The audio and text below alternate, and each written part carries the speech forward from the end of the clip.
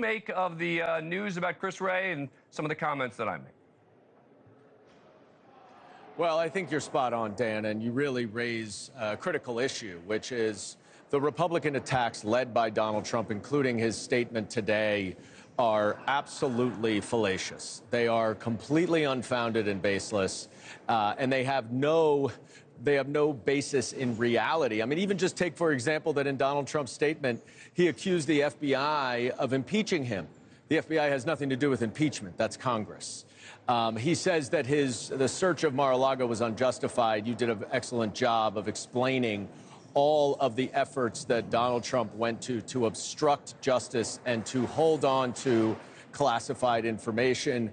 Not to mention, a judge signed off on that search warrant, saying there was probable cause.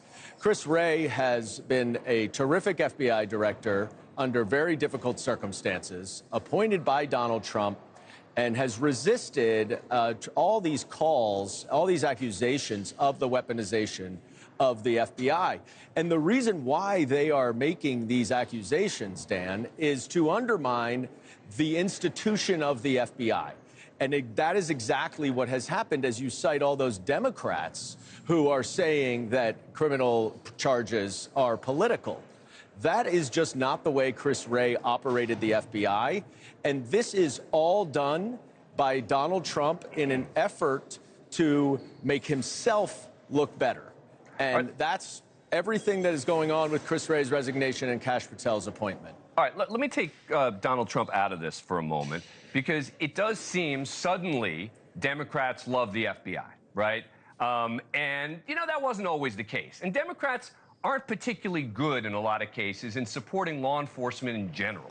Why do you think it is that Democrats seem to be defending the FBI in particular, and not as much when it comes to local law enforcement? Well, I'll speak for myself here as a federal prosecutor in the Department of Justice for 10 years who worked hand in glove with the FBI.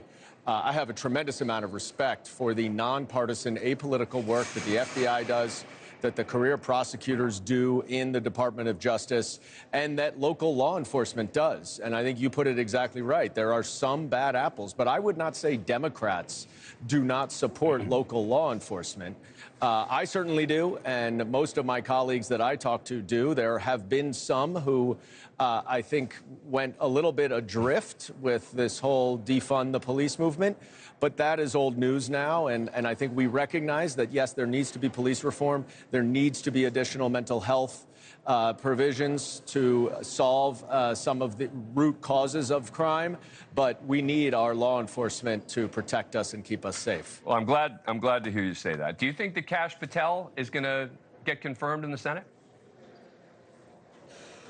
Look, I think Kash Patel is very dangerous. His only qualification is that he is a Trump loyalist, a Trump sycophant, who has made all sorts of accusations and promises to get retribution against Donald Trump's enemies. That, not Chris Wray, that is the politicization and the weaponization of the FBI.